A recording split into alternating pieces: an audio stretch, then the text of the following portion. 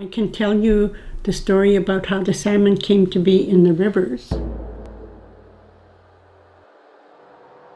Saskircho, the raven, saw that there were no fish in the rivers and that the salmon were only at the ocean.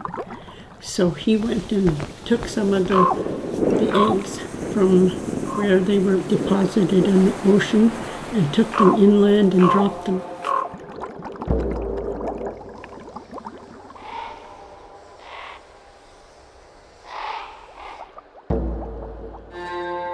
And that's how the salmon came to be in the rivers.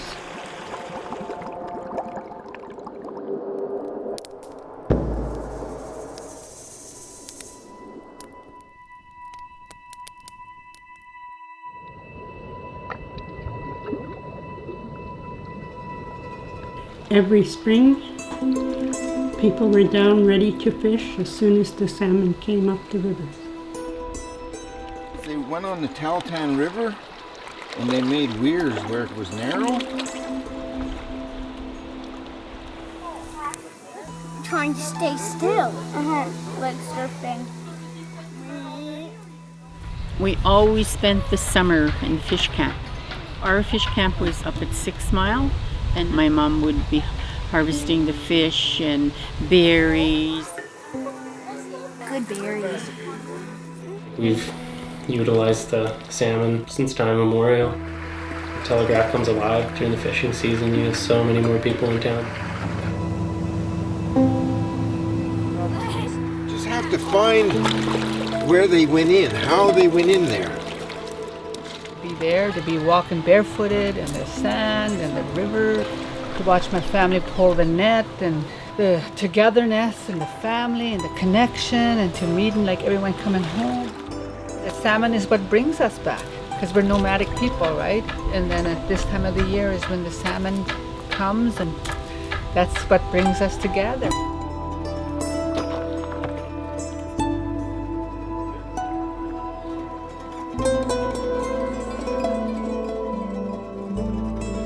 It was just the way you pointed your fish upstream. You always make sure you fed the eagles, and as soon as you got your first pull, you always made sure everybody in the community ate. You used to get your kids to run around and take salmon to everybody's house.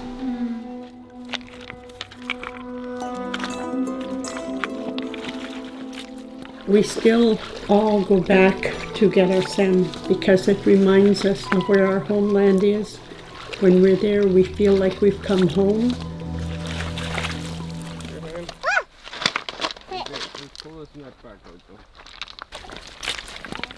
We learned at a really young age, so we used to go to fish camp every summer. Day after school was out, it just seemed like a day before school went in. That's all I learned.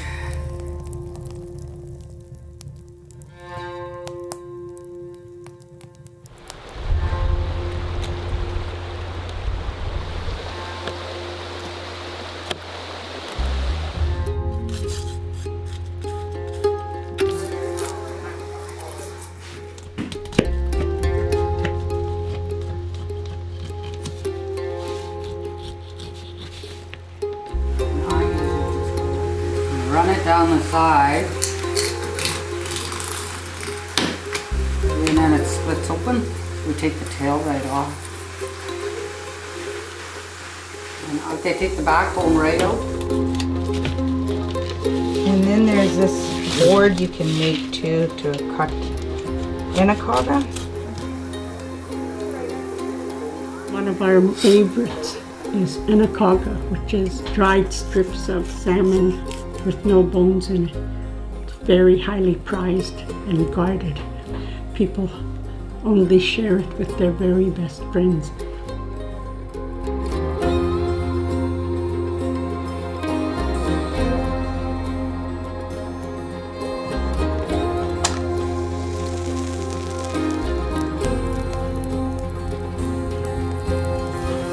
When we looked at how we prepared our fish, we always dried it.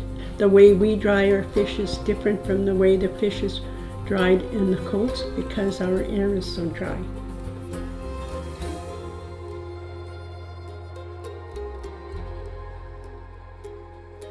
We built fish houses that had spaces between upright poles so that the air could blow through.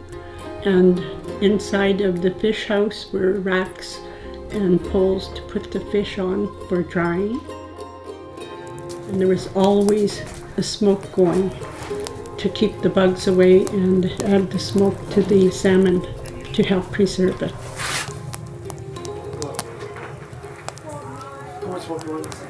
Oh God! Just there. Oh, that's hot. What happens to fire? People like different woods.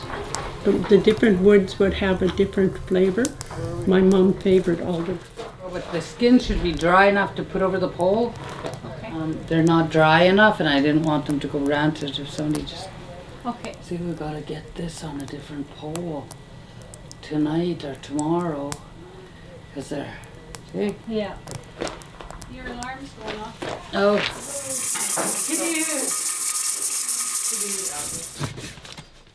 And now we do everything. Canning is the biggest change. I could say this way is from my aunties. It's crazy how they cut.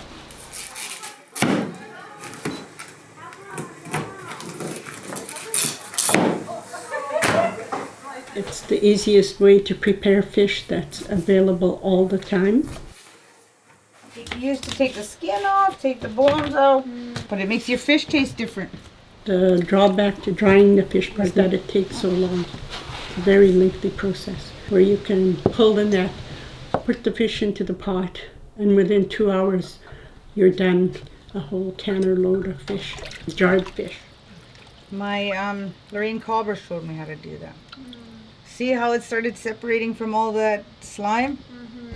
And it's from that vinegar. I always put the skin in so that they don't stick to the jar. The perfect amount of salt. And it helps with the bones too.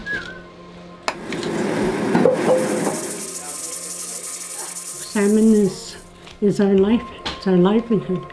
It's the food that's always there.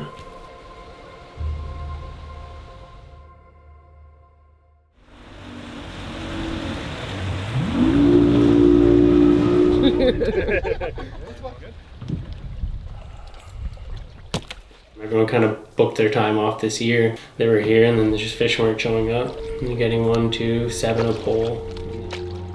Okay, Fabian. It was a bit slow. Usually we get a run in the beginning of July, and we never got a run till the second week in July.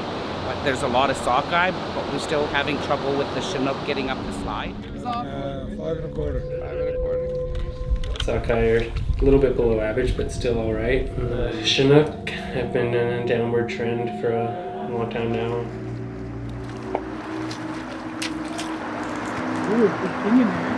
Keep him up. Not if he's alive. Our job is to preserve them if we possibly can. Very sensitive fish, apparently. We should let this guy go.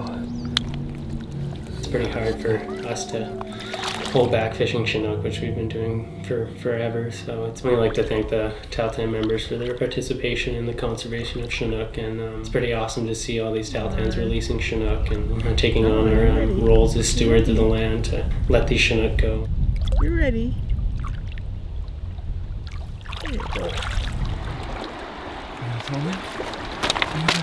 Definitely a king. You gonna let him go?